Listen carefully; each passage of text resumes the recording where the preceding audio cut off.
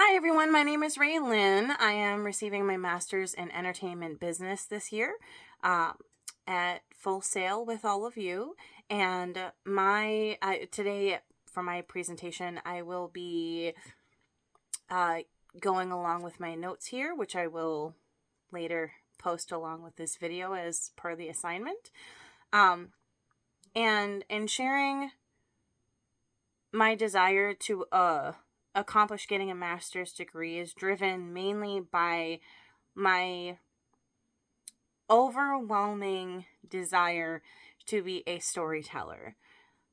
How that correlates is through learning distribution, through learning what happens beyond the end of post-production, will ultimately help me achieve my dream of opening a chain of movie theaters as well as a film and television library. So in reflecting on the 5 strategies, I found some really interesting inspiration where I didn't expect to find any. At first, I really struggled with the reading material. I took it at face value, and after going over some of it again, a lot of it makes more sense now. For example, starting with finding your way back as a strategy. Reading through Brookminster Fuller's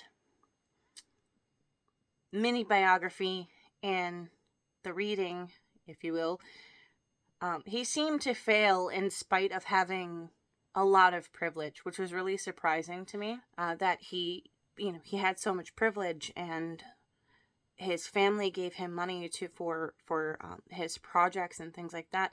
And yet, those projects failed, and he still managed to persevere without their help in the future. So I find that to be incredibly important.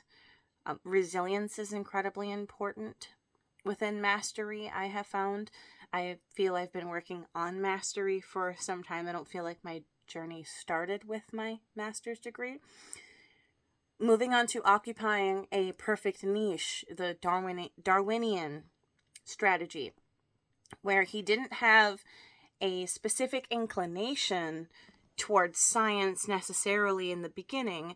However, he did find his way into his perfect niche where he was successful. It obviously took a long road to get there.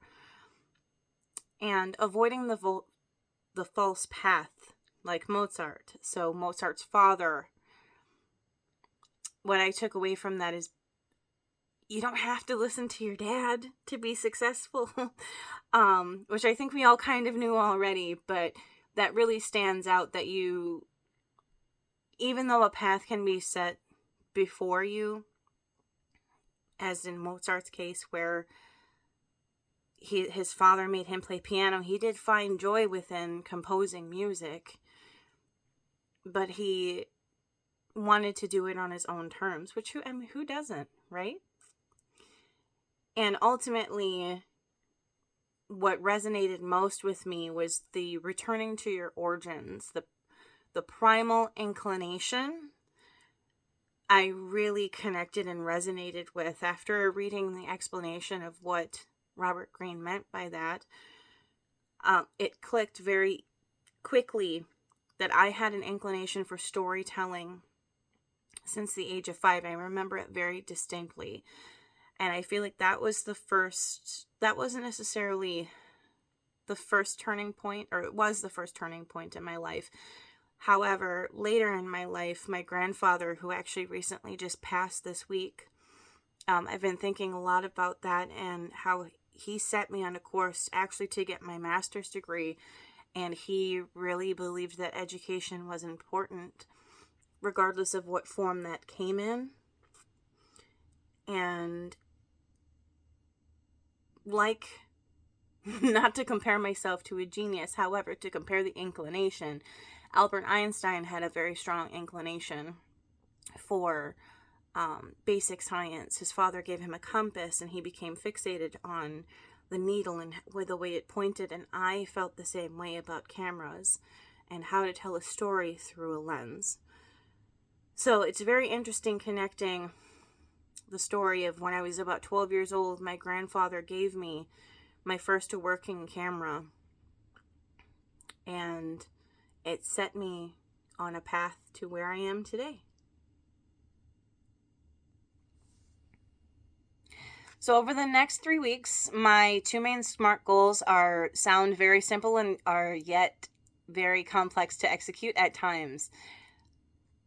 My first SMART goal is to complete all assignments and turn them in on time. The reason why this has come up is because I have learned that I am not as good at time management as I once thought I was. So I need to get back in the groove of things, and I need to start using my calendar again and general organization. And then my second SMART goal is to journal, a reflection journal, once a week, not just to reflect on everything I have accomplished, but also to track and keep track of what obstacles I have overcome, what worked in overcoming them, what didn't work, and keeping those journals through my master's program to keep track of, not only progress, but to keep a journal of problems so that if they repeat themselves, I can go back and understand how to solve them.